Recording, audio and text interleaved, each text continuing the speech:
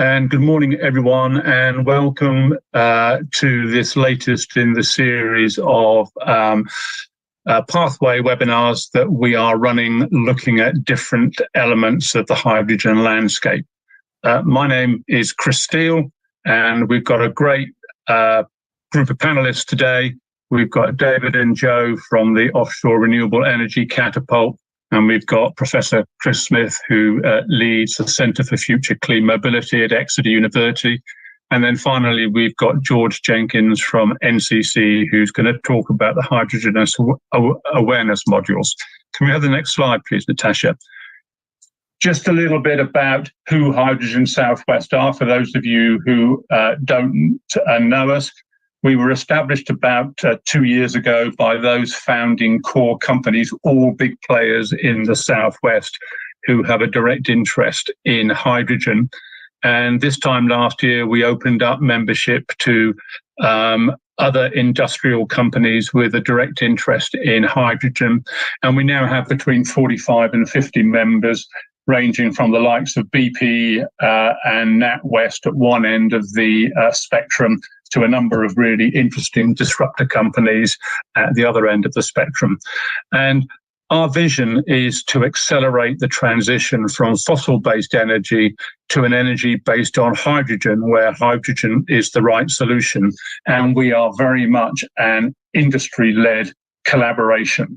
So we are looking now at starting to build the investment justification for a number of different projects in the Southwest, looking at the different applications of hydrogen in different sectors. Next slide, please, Natasha. Just to put the size of the opportunity if your cup's half full, or the size of the challenge if your cup's half empty, into perspective. Regen did some work in 2021 in which they mapped the actual energy consumed in the Southwest in 2020. And the key things to take away from this pie chart are that petroleum and fossil gas represented 75% of the energy that we actually consumed in 2020, and electricity represented 20%. And that is with a grid that is already almost fully loaded.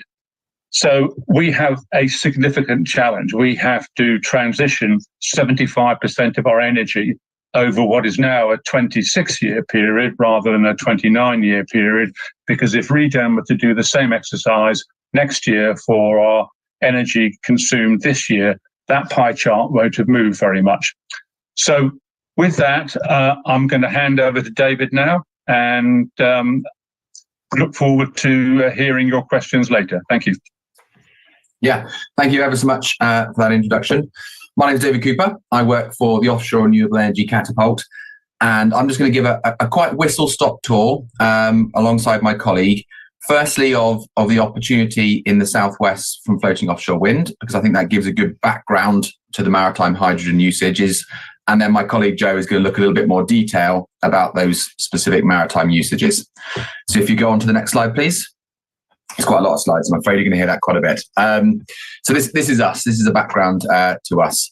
The catapults were set up just over 10 years ago, and we sort of sit between academia, industry and government. We're a not-for-profit, but we're not government.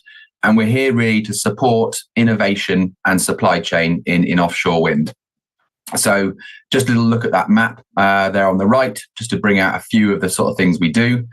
In Blythe there, up on the northeast coast of England, we've got our test and validation facilities, some of which are shown in those pictures, where we test the latest blades and the cells for these offshore wind turbines. Further up the map, we've got Levenmouth, where we have a Samsung wind turbine, where companies with innovations can actually test them out in a fairly sterile atmosphere. It's an offshore wind turbine, but it's only 10 meters offshore, so people can come along and test their innovations there. Further along up that coast, we've got Aberdeen. Now, Aberdeen's actually one of our more recent offices, and it's there for floating offshore wind. So we've got some test and validation facilities and also close links with the industry there that's looking to convert from oil and gas. If we take it back down, I guess, to something that's a bit more relevant to this webinar itself, a couple of the offices we have both in Hale, down in the southwest, where we have a team looking specifically at the opportunity in the southwest for things like floating offshore wind, but also wave and tidal. And then our Pembroke office in Milford Haven, working with the opportunity that is there in South Wales. I work out of the Humber office, although I actually live and do most of my work in South Wales here. And I look at maritime decarbonisation. So how can we get the vessels of today using future fuels like hydrogen? Don't want to make this too much of a sort of pitch for ourselves. So what I'll do is just leave the email at the end of the presentation. And if anyone has any questions, if you are interested in how to get into this sphere, then please feel free to contact me. Next slide, please. So take a little step back and look at offshore wind in the whole. Now, I think it's no longer a case that we need to promote offshore wind as a future industry. It's here. It's a large sector within the UK. But it is worth saying that we are really only at the start of the deployment globally. So if you look at that bottom graph, which looks at the cumulative offshore wind installed, and move along to 2023 and see the current trajectory we're going on, there is a large room for expansion. You may have seen recently in the news some of the auctions that didn't have offshore wind in them. That was a setback. In the industry, it's generally seen as a setback, not really something that's going to stop the deployment of offshore wind. This is now globally an industry which is standing by itself financially. So there's a lot of confidence that we will continue to deploy. And that's seen in things like leasing rounds across Europe, where a lot of the large players, both offshore wind players and across the industry, are investing a lot more in offshore wind going forward. A lot of text on these slides. More than happy to send them out afterwards, so don't feel like you need to try and read through them as I rush through. Next slide, please. So that's offshore wind generally. Now, the Southwest and South Wales hasn't really seen offshore wind deployment to date. And the reason for that is because that east coast of England, the east coast of UK and Scotland has some of the shallower waters where we're able to deploy fixed bottom wind. So directly attaching the turbine, the towers to the seabed. Now, in the Southwest, in South Wales, we have deeper waters, so it's not quite so appropriate to have those deployments. But what we can do is have floating offshore wind. Now, floating offshore wind is really a sector that's predicted to take off from a standing start. Again, looking at the graph there, if you take along to 2023, we do have floating offshore wind deployments in the UK, just off the coast of Scotland. But really, we really are at the infancy of this industry. As we move forward, we're expected to take off from a standing start and have a huge amount of floating offshore wind, both here in the UK, but also regions across the globe, places like California, places in Asia. There is a lot of investment into offshore wind. Floating offshore wind. Next slide, please. This, I guess, talks a little bit to what I was saying about earlier, that sort of setback we'd seen in terms of less offshore wind being deployed in the recent bidding round. Offshore wind now really stands on its own financially. That bottom line there is the fixed bottom offshore wind I was talking about. We've now got the prices down to where they are competitive with gas. So in Europe, we're seeing offshore wind being deployed without subsidy at the moment. But if we look at that green line above, floating offshore wind, at today, significantly more expensive than fixed bottom offshore wind. But there is market confidence that that price will come down and we'll see floating offshore wind to be competitive with other industries. I have seen some questions coming on in the chat. I'll make sure I try and take the chance to answer them when my colleague's speaking. Next slide, please. This slide just shows some of the finances behind offshore wind, where that money's going, looking at both the CapEx to install these deployments, but also the OpEx. And I wanted just to pick apart a little bit of that OpEx graph, a couple of bits that are of particular interest. And the first one is those transmission charges. I think most people in the Southwest know that the current national grid capability to take some of the predictions for how much offshore wind will be deployed into the UK is not where it needs to be in the future. So the slides later on will show you how many gigawatts are coming onshore, and it's going to be very difficult to get that into the electricity grid, which is really where hydrogen has an opportunity. If you can't use all that electricity when it's being generated, can you do something with the electricity to create a more stable molecule that can be used as needed? And hydrogen really is looking to be that stable molecule that we're going to be putting a lot of that energy into. Second bit to, raise attention of is within O&M, there are quite a lot of vessels used, and those vessels operated by these big operators who come in to promise this low carbon energy currently all run on diesel. Now, even with them running on diesel, total emissions are far lower than the sort of oil and gas alternative. Yet the industry really does see it as something that needs to be decarbonised if they're to offer a truly net zero power supply. And hydrogen is definitely seen as one of the forerunners to do that one. But Joe will talk about that more in detail later. Next slide, please. So an idea of the scale of these things. One of the things about offshore wind, which has made it successful really, is you don't see the latest generation of offshore wind turbines. They are very much sort of beyond the horizon. If you look at that sort of progression we've had over the years, most of the onshore wind turbines that you'll see around the countryside are in that middle area, that sort of 2 to 7 megawatt areas. Offshore, we're talking about very, very large turbines. So the latest generation that we're currently testing up in Blythe is the 15 megawatt Haliade X, and it really is a huge, huge deployment. So this 15 megawatt blade and turbine will be about the size of the Shard. Now, for one wind farm now, we're looking at about 1.5 gigawatts. So it's going to be 100 of those offshore wind turbines of that size. It really is a vast, vast challenge, but also opportunity. Next slide, please. Of course, with floating offshore wind, the challenge is how do you stick that thing onto a floating platform? And we've come up with some suggestions here that the industry is looking at, but this is an area of uncertainty. We do have some idea what the first offshore wind deployments will look like, but we really don't know in 10, 20 years which of these designs will come to dominate the industry. They all involve a huge amount of steel or potentially concrete or other products in them. But different designs have different implications, be that for the vessels that are used to take them offshore. Will they be assembled in the ports and towed out, or will much more of the assembly be done offshore? So huge uncertainty. For some in the industry, that'll be an opportunity, but for others, that'll be a threat. Next slide, please. As I said, we do have some idea. These are the first floating offshore wind deployments around the world. We have some deployed just off the coast of Aberdeen, Hywind Scotland.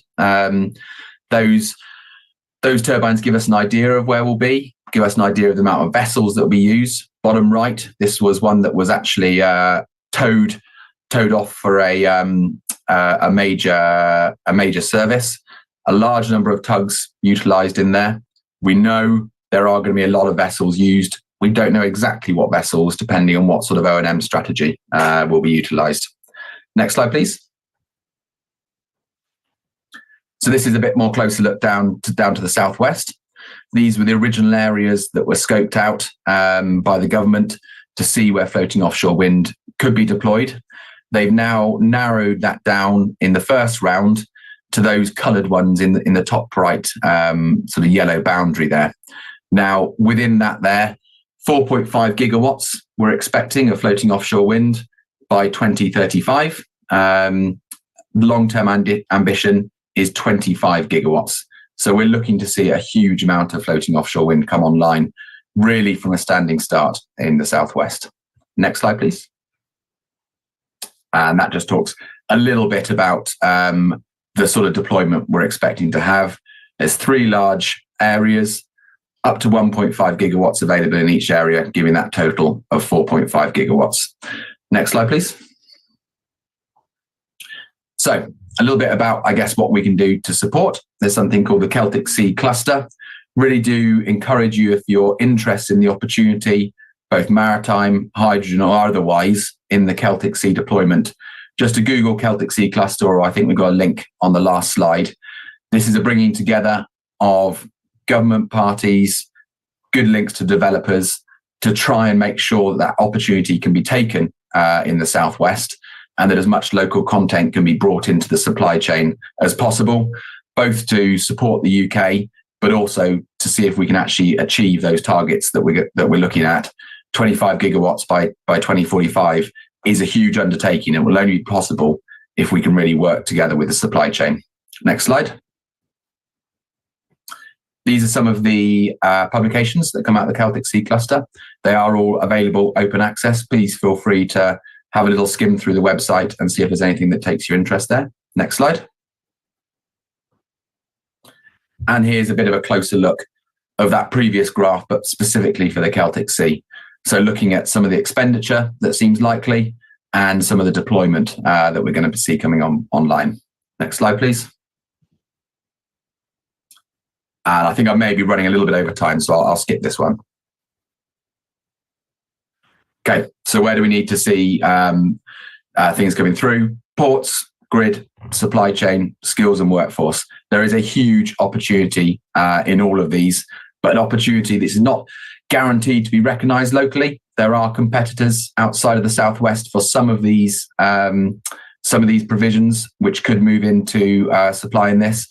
It's an opportunity that will only come about if we do realise it by collaborative working. Next slide. Finally, this is going to come on the slide that goes out. This is just some publications that we've done, which could be helpful for anyone who has a bit of further interest in the area. Next slide. And this will hand nicely over to Joe, who's going to delve into a little bit more detail about the Celtic Sea opportunity for hydrogen in maritime. Thanks very much, David. And just before Joe comes on board, if you can put your questions into the Q&A rather than the chat, it makes it easier for panelists to respond. Okay, Joe, over to you. Good morning, everyone. I'll be talking a bit about the Celtic Sea and floating offshore wind and how hydrogen can cross over into that. So next slide, please. So for Celtic Sea and hydrogen fueling is likely going to be an inevitable crossover and along the coastline adjacent to the Celtic Sea. This is due to the predicted higher energy demands in the nearby future. This demand will exceed the capacity that the national grid can supply to the region. And offshore renewable energy developments may be halted due to competing for cable corridors and substation space when transporting electrical power. This causes problems to both the onshore and offshore environment, resources and community.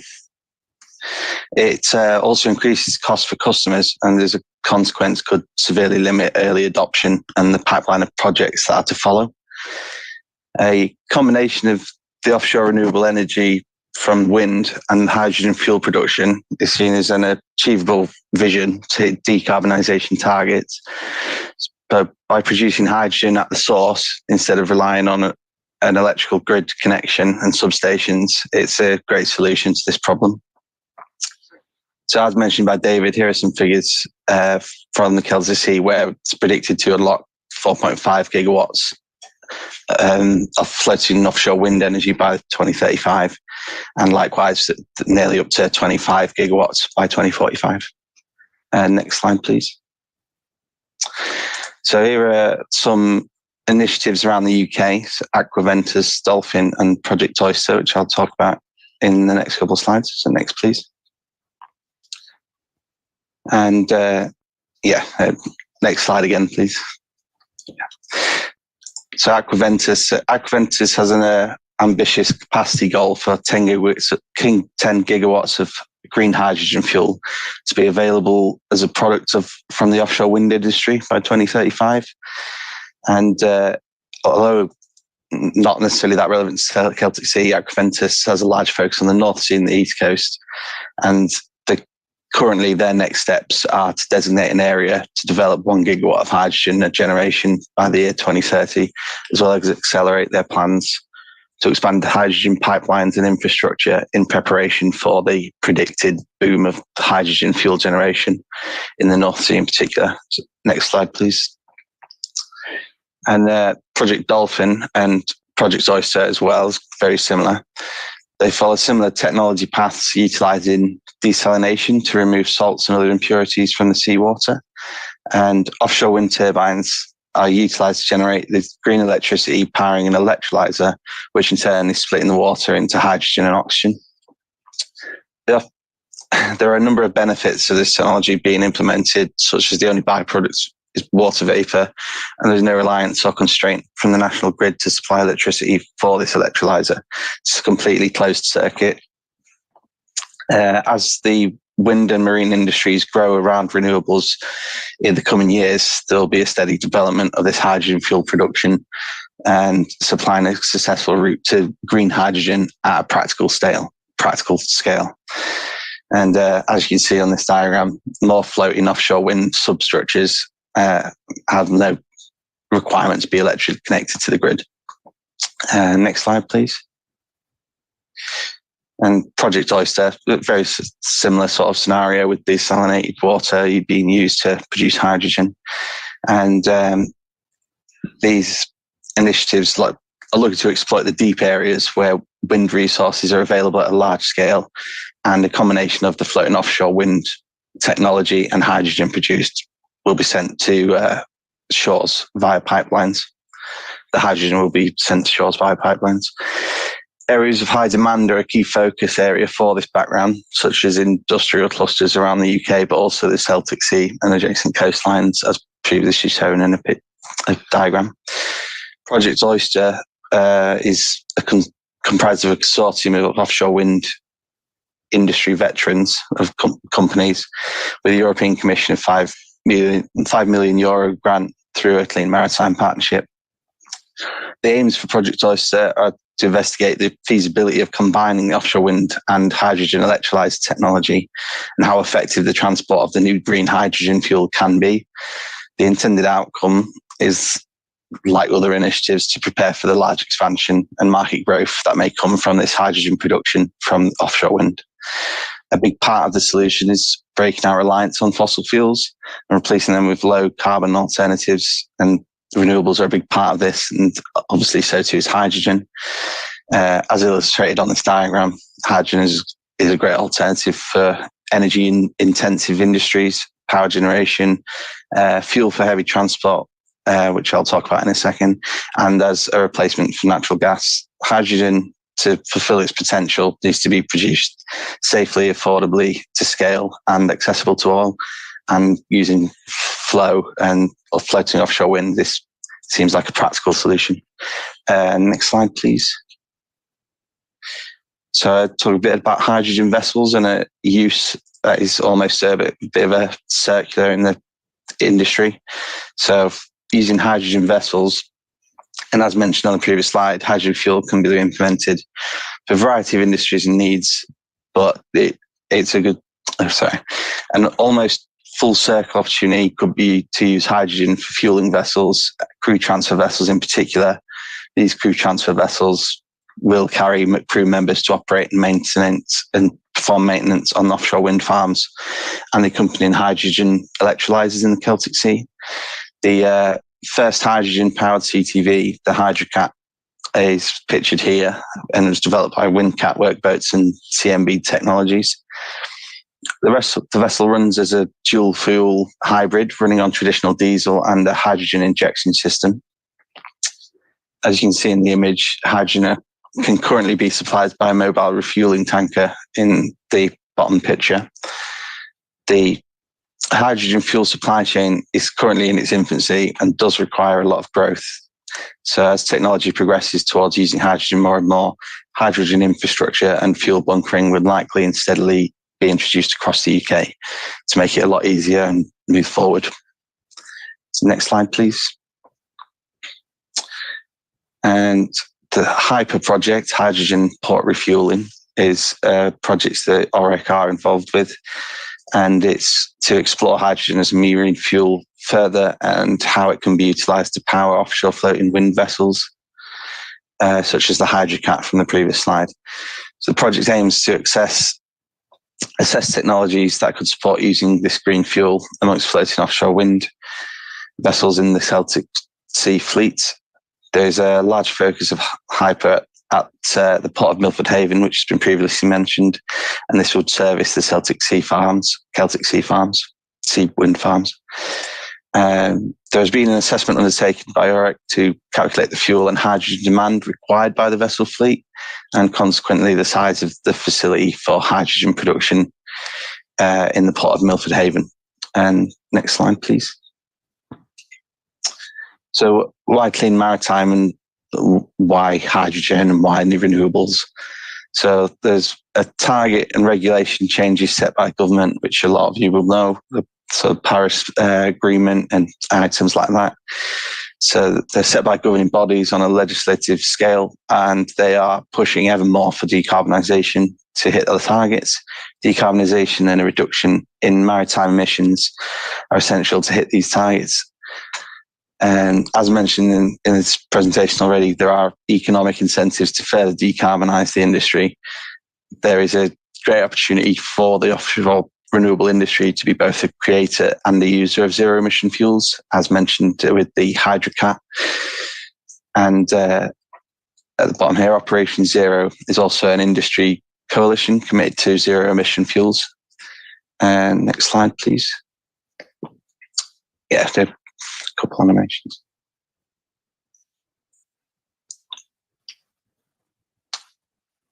So, I think there's a couple more. Yeah. So it'll be oversimplified. Sorry. You can see how the hydrogen is well-placed alternative fuel for both energy density and efficient use of electricity in a clean maritime environment. So it's an ideal fuel selection amongst the alternate fuels of the future that are being looked at. Next slide, please. So for the future, OREC do have a national clean maritime offering. As David mentioned, we're scattered around the UK in different offices and different projects. And we use this network to support clean maritime through technology readiness levels. Next slide, please. And as David mentioned, there's a bit more further reading on these different articles that may be interested for everyone, as well as the below website, where you can find more information about the Celtic Sea supply chain and energy cluster. And next slide, please. So please feel free to contact David or myself and Julie Taylor as well. So Julie would be for anything related to Celtic Sea and more floating offshore wind.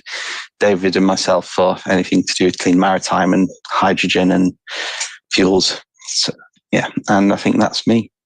Off to Chris Smith, I believe, next. Yeah, thanks very much, Joe. And really nice presentation from both you and David. We've got quite a lot of questions in the Q&A. So, Chris, do you reckon you can kind of keep yourself to about 15 minutes or so? Over to you, Chris. Very quickly. Okay.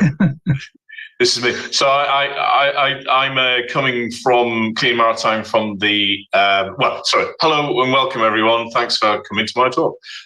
So I'm very much coming at this from a clean vessel point of view. Next slide, please. I'm preaching to the choir here, I'd imagine, but this is the reality of diesel. And that's what we're trying to do, is get rid of diesel, right? The reality of diesel supply chain in the UK is that it's dominated by road cars. Much more than half of all diesel sold goes into road cars. And there's the figures from SMMT. Diesel road cars are dead. There is no, the UK diesel car fleet is effectively frozen, has been for about a year. There's the figures from SMMT's The Bible for Car Sales. In 4 to 5 years, which is the half-life of a car on UK roads, we will expect to see demand from road cars fall off a cliff. These are figures from Zemo, who have real fuel market experts, and they look at 2035. You're looking at about less than half of the demand for diesel from road cars. So we're looking at maritime. Maritime and other sectors are the tail on the dog of road car. Next slide, please.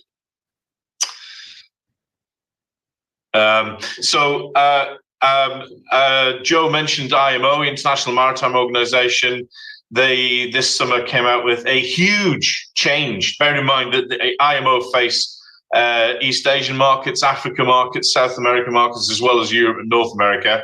And they came out with a radical strategy, and they're looking for 40% decarbonisation in 2030. And I'm looking at my watch now, and I make that less than 6.5 years away, right? So it's pretty shocking, and that'll be an immense target to meet. It exceeds the previous UK's Clean Maritime Strategy target for 2030. That was in revision anyway. You can expect to see new targets come out by January, and Europe, EU is in the same position. We will see at least a match of IMO targets, and therefore governments will have to put strategies and funding into place to deliver it. And then if you look at the IMO strategy, it goes on and gets even more ambitious. Okay, next slide, please. So they are the sort of international government of the high seas, although what happens in the middle of the ocean, who knows? These are our options. Every fuel apart from diesel and heavy fuel oil, which is what we're using at the moment, is worse. That's the reality. Hydrogen is worse, ammonia is worse, methanol, ethanol, all of them are worse. So the question is, and this is what I do for a living, is what is the second best alternative to diesel that works for your business? So it's going to be a technology that's here today, that you can access today, and we can put on board your ship, but it's also going to make sense for your business. Okay, next. No one solution fits all. Welcome to the crazy world of multi-fuels, which nobody wants, but I'm afraid physics says you've got no choice. That's the reality. This is market demand, well, especially in the southwest, really the floating offshore wind, as we've seen the scale of the investment and the supporting vessels it's going to need during its construction, and then for O&M is considerable. We are kicking off a market survey for floating offshore wind, but also for fishing, ferries, workboats, everything else. We're trying to kick off a market survey this year, happening before Christmas, because we need data on the scale of demand, because investors looking at putting large amounts of money into hydrogen fuel, and therefore green methanol and green ammonia from green hydrogen, they need to know what the market is going to want from them, and and vessel owners equally need to know, will there be a supply of fuel? So it's chicken and egg, and as to date, no one's really cracked that. I sort of did there anyway. But more news on that later. We have a solution for that, at least here, a pilot, at least here in the southwest.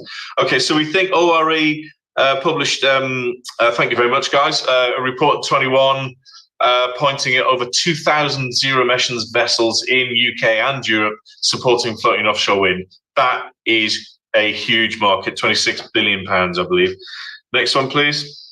We've got aquaculture, fishing, ferries, ro-ros, workboats, lots of other stuff in there. Right, if you have trouble sleeping at night, or you're very interested in the investment side of maritime, Marine Capital put out this report last year, which is on the money.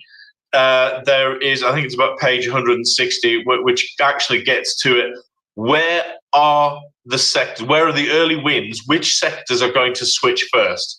And they've done a very good piece of work. It's fishing, have less confidence in that, but ferries and ro-ros, yes, we're seeing that already. We're involved in projects there, and workboats supporting floating offshore wind, fishing, aquaculture, etc. And then we are seeing a lot of activity in that.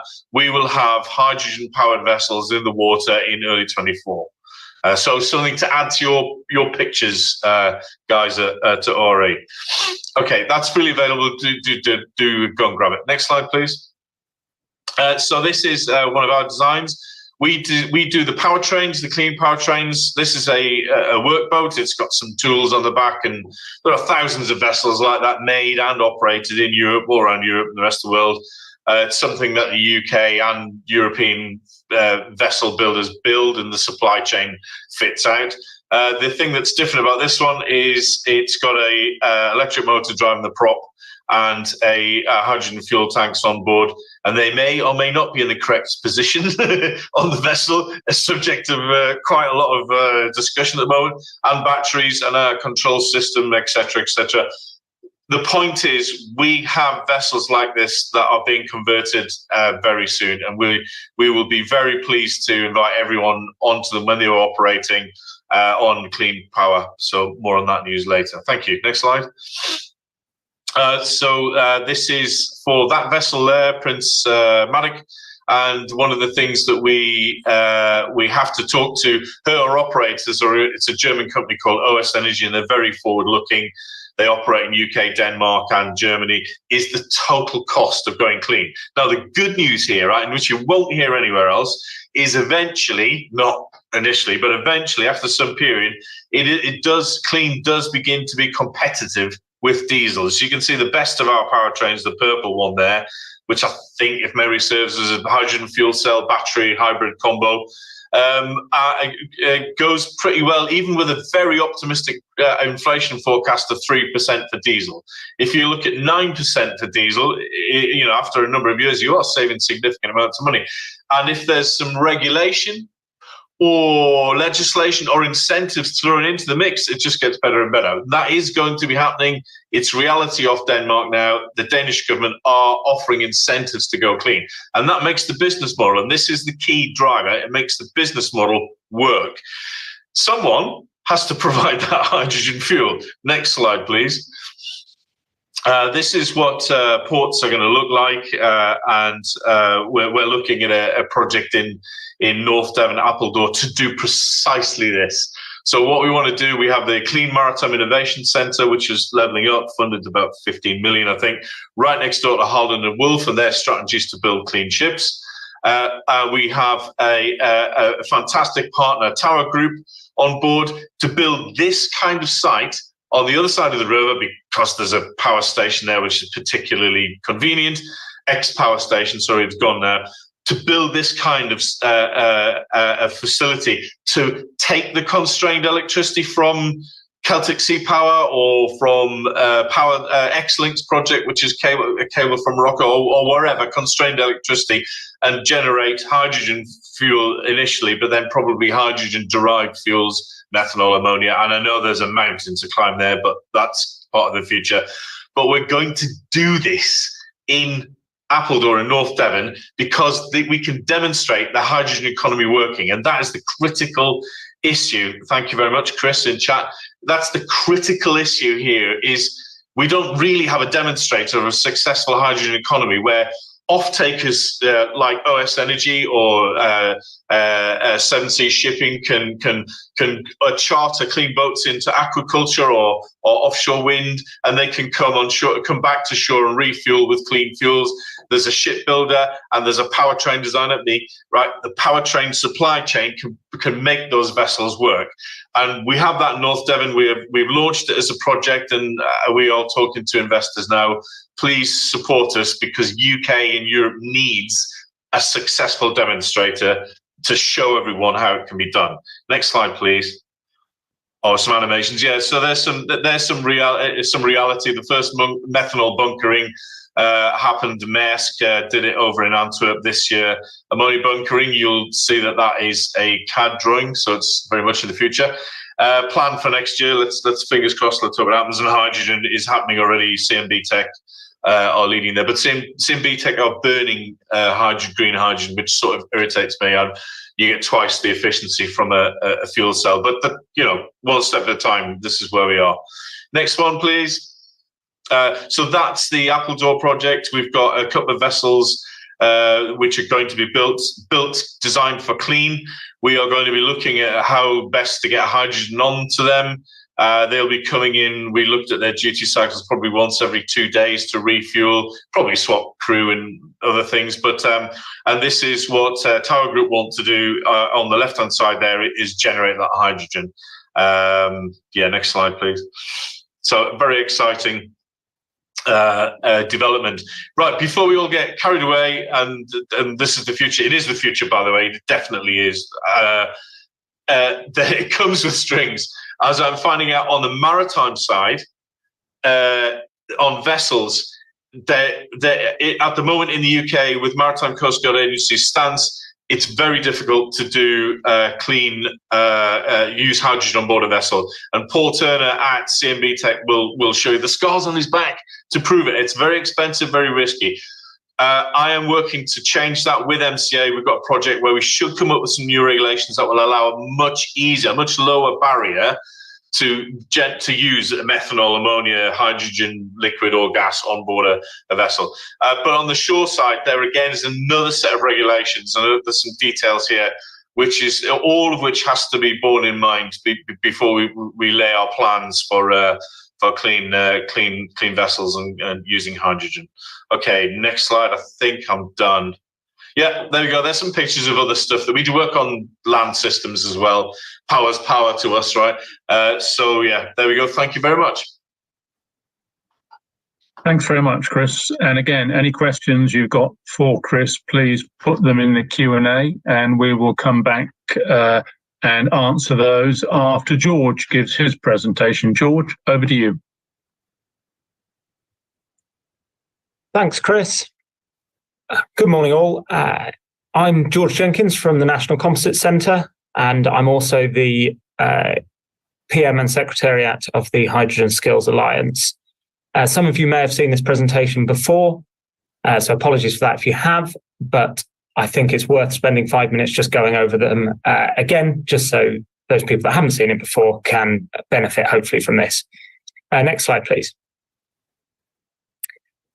So to introduce the National Composite Centre, for those of you that don't know, we are one of the high-value manufacturing catapult centres, alongside the other 6 listed on the right-hand side there.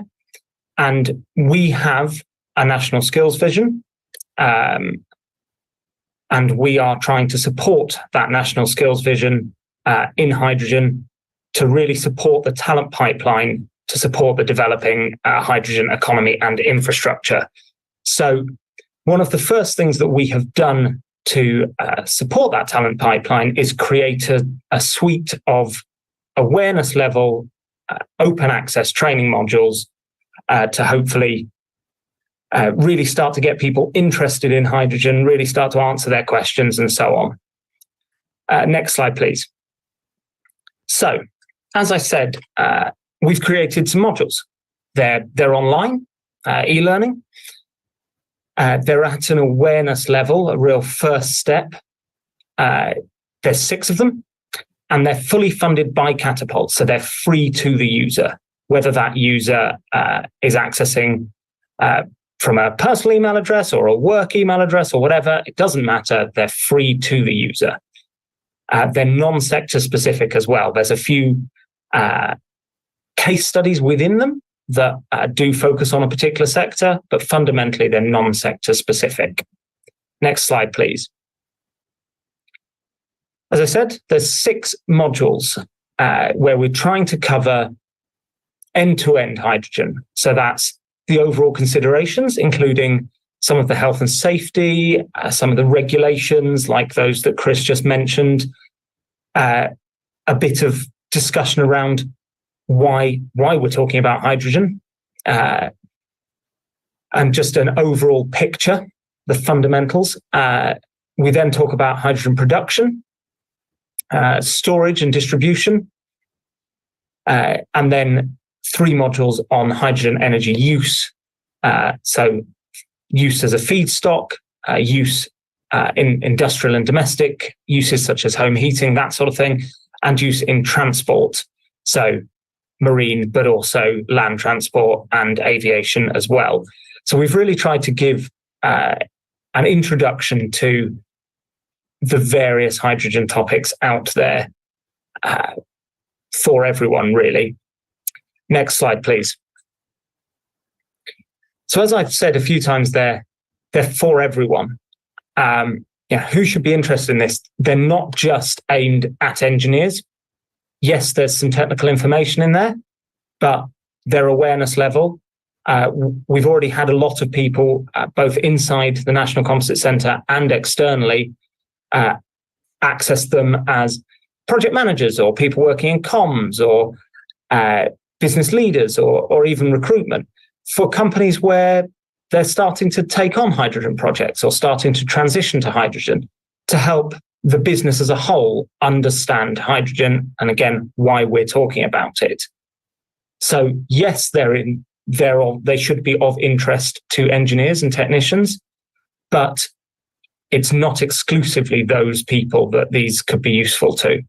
We've also had a lot of interest from people in early careers roles, apprenticeships, graduate schemes, that sort of thing, and students at sixth form, colleges, or even earlier as well. You can see in blue on the right-hand side there, some of the sectors that have already accessed these modules. So again, a real variety. And I'm hoping that after today, we'll have a few more in the marine sector as well. Next slide, please. That was me done. I forgot that I'd taken one out at the end. So in conclusion, these modules are designed to be this first step, this introduction for people to hydrogen. So I'll be putting a link in the chat. Please feel free to share that with anyone you work with, anyone you speak to. The more people access these, the better. We're trying to bring up the whole industry rather than just shout about ourselves. Any questions, please do come to me. I'll put my email address in the chat as well. Back over to you, Chris. Thank you. Thanks very much, George. Just before we move on to kind of the Q&A side, because there are a number of questions that haven't been answered yet, just an observation if I can make. I mean, one of the great things about the Southwest is that we're surrounded on three sides by water. But in one of David's slides, David, you put an indication of what you thought the supply chain requirements are going to be to develop the FLOW program. And it was really disappointing to see that the UK contribution to that supply chain is going to be very small. I don't know whether you'd like to make any comment about that, David, but it seems to reflect what's happened in offshore wind thus far. We are great from a technology perspective, but the supply chain seems to go elsewhere, which is very disappointing. Yeah, I'll dig the slide out in a second. I guess I would say there have been successes and failures in supply chain. There are areas that we're doing really well, but it's clear that UK government and the UK as a whole would like to have further supply chain involvement in there. It's really one of the remits of companies like myself to try and encourage people into the sector. One of the areas I think is really important is where companies have not been previously in the renewable sector, but might have skills, expertise, or products which can be transferred to the sector. We're really keen to support those companies. So we've got projects like Fit for Offshore Renewables, Business Improvement Project, which is really there to sort of upskill businesses where in terms of how the supply chain works, how the OEMs should be approached when it comes to contracts, to make sure that UK companies have a competitive ability within the market. So I think fully taken on board. It's why we're doing things like this today. Although floating offshore wind in the Celtic Sea is just around the corner, we are really at the start of this industry. So if companies have interest of getting into this sector, now is the time. And yeah, our remit is to get that number as high as possible. Okay. Thanks, David. Natasha, can you unmute Phil Horton because he's got a couple of questions, please? Oh, I'll do it now. So, Phil, hopefully Natasha's going to unmute you and you can ask probably David both your questions. Yeah, so my first question was around the hydrogen generation offshore, because there were some figures there that were showing just power output rather than kind of annual energy generation. So I was just interested in what the annual energy generation was going to be from that. And then my second point was really around the comment in the last presentation around using hydrogen in homes. And I was just commenting on the fact that I think that's a really kind of inefficient use of a premium fuel, and presumably, people in this sector are not really going to promote that as a solution. I've just seen the National Infrastructure Commission assessment report that says electrification is the only option for decarbonising buildings. So they were suggesting again that the efficiency gains are going to be so great from using heat pumps, even in poorly insulated homes, that hydrogen in the gas grid is really not going to be a solution. Thank you. Yeah, I think I got the sort of two sides of that. I guess the capacity factor for offshore hydrogen production. What I would say is that offshore hydrogen production isn't really done at the moment. These are first trial of this sort of technology. Offshore wind, one of the benefits of it is you've got a slightly more steady wind when you go far offshore. Sure. So in the North Sea, we're looking at sort of 50% capacity factors for the wind turbines themselves. For hydrogen production offshore, there's an economic case to be balanced by how much, because most of these offshore turbines are also connected at the moment to the grid by electricity. Whether that's the case in the future is a question mark. But there'll be an economic case to balance how much you run your electrolyzer. At the moment, most I've seen is running the electrolyzer at close to full capacity so that you get making the most of that capex that you put in. In future, depending on energy costs, we could see electrolyzers running to sort of meet that very low cost energy, which would otherwise be curtailed. That's an economic case. And that's the reason we have these demonstrators. So I believe some of the electrolyzers don't like being turned on and off all the time, do they? So that's one of the challenges, I guess. Absolutely. So I guess that was a long way of saying I don't know. But one of the reasons these projects are about is to try and find the answer.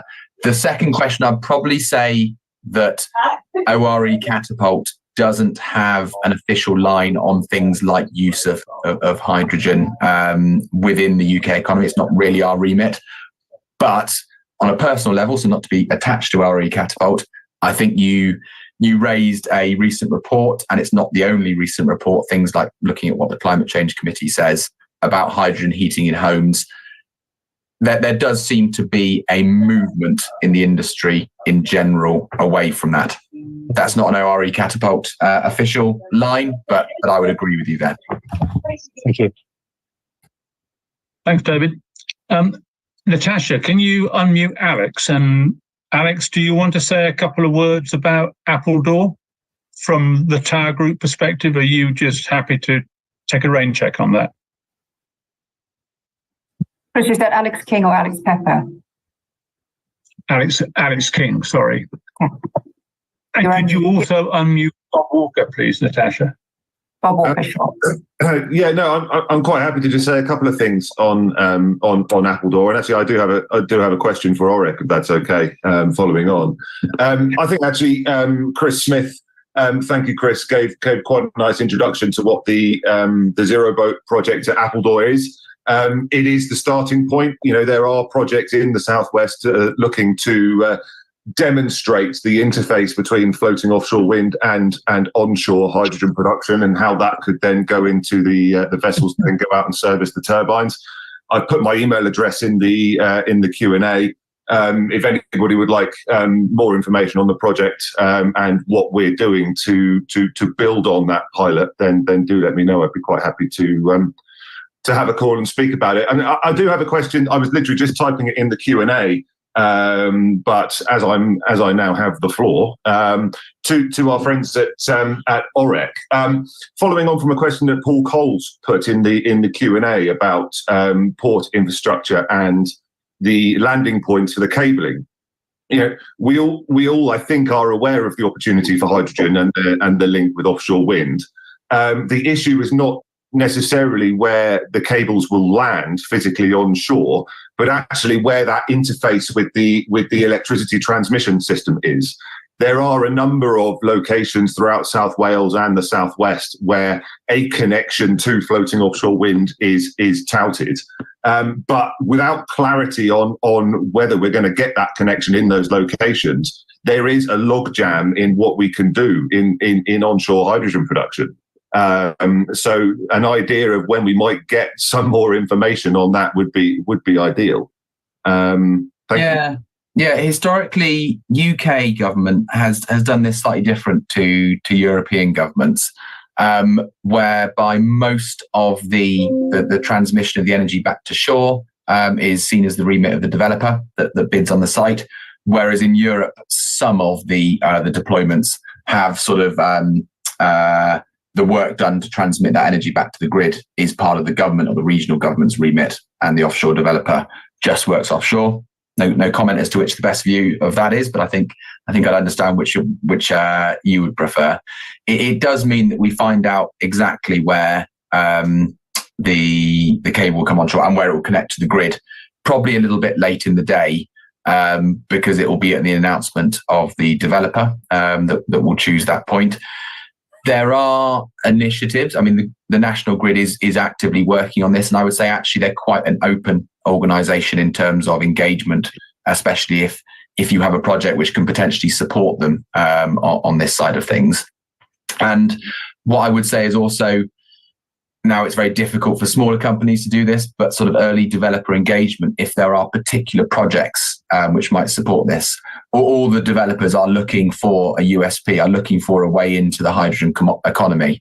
So although I can't give a good answer in terms of when we find out exactly where grid connections are made, what I can say is that probably leads an opportunity if there is a consortium or interested technology in actually working with that developer and saying, if it comes onshore here, this is what we can provide alongside you. So again, their questions, unfortunately, don't have perfect answers, but hopefully that's a nod in the right direction. Thanks very much, David. Natasha, is Bob Walker unmuted now? Because he's got a question, I think, he'd like to raise. He is, yes. Yeah, hello everyone. Yeah, over to the end of my question. Sorry to jump in front of you there, Bob. That's okay. You might want to ask something that's come up in the chat, and so we're talking about with Chris at Exeter earlier about the X-Links project. It's outside of my remit, but it's an interesting one that you may be interested in getting in contact with. Sorry. Yeah, it's Bob Walker here, and thank you very much to the presenters. Very good presentation. Time's running out, so I'll be very quick. But you've probably seen my. But it's not really a question, really. I was looking to see if there is a database involving reliability stroke failures, trying to find any common factors in there. And the reason I asked that is in my Q&A is that for many years I operated in Australia from Britain, testing particularly the pressure vessel area for liquefied natural gas and other products, and looking for micro fractures in pipe work, in storage vessels, and the infrastructure which generates the LNG and transports it, including the vehicles. So I just guess at the moment that it's early days in terms of hydrogen, but these challenges will probably face hydrogen because of the desire nature of it, the explosive risks that are involved. So I suspect that the standards organisation will be crawling all over it, and they'll be wanting a testing infrastructure to make sure that there's no early onset of failure, just like there was in the LNG market in Australia. So as I said in there, I'll put some thought together. And is David Cooper the best person maybe to email some information to?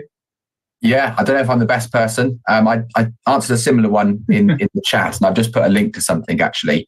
So we did something quite similar within offshore wind. During early offshore wind deployment, it was a completely new industry. It's a harsh environment out there, and there were unexpected and unknown failures of components. Things like the grouting on the towers and stuff like that was much more difficult to achieve than people thought. So we have an industry project called Sparta.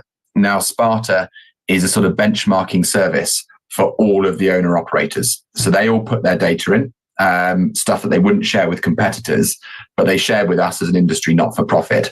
We anonymized it and gave information about points of failure so that they could benchmark themselves against the industry as a whole, look to areas where they should be improving their efficiency and reliability on that side of things. So we've done that in offshore wind. With hydrogen, I don't know if that would lie with us. I love getting involved with projects where I can, but there may be others who have sort of more specific expertise on things like onshore hydrogen production and transmission. But I put a link to Sparta. Although some of the outputs are anonymized because they're they're specifically to be for the industry. There is a report that Sparta produces on offshore wind reliability. It sounds like something similar could be of use for hydrogen. Yeah, I've just got one last very quick one. One of the lessons learned is that it's better to integrate your monitoring technology at the design stage. So when I entered the LNG market, as an example, I mean, it was already up and running. And so whatever you do, it's kind of mobile. You're attaching sensors to structures. It's much, much better to design at the very early stage those sensors integral to your structure, so that it's built with the sensors already installed. And that's particularly important for composites. So the guys from the National Composite Centre there will be interested that we did actually embed sensors into composite structures at the design stage. So these are the sort of things, lessons learned for the hydrogen market. Think about it now, design it in early. That's me. Thank you. Thanks, Bob. And conscious of time now, there are a couple of other questions which I think are more statements, and Iliad Bival, I'm sure Alex will pick up on that, and Paul, I'm sure Chris will pick up with your observation. I'd like to thank all our panelists for their excellent presentations. The presentations will be circulated, and thank you all for attending, and I wish you all a great day. Thanks very much, and bye now. Natasha? Recording stopped. Hi, I'm here. If the panelists would just like to stay on for a couple of minutes. Yeah.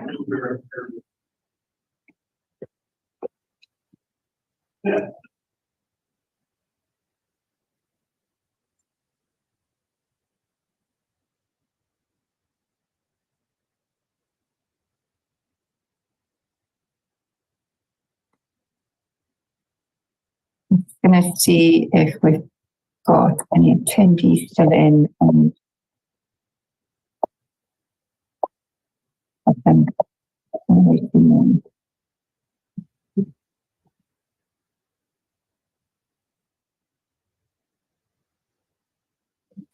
sorry, I've got to do one at a time. We had something like 25 online. That's quite a good attendance, I think.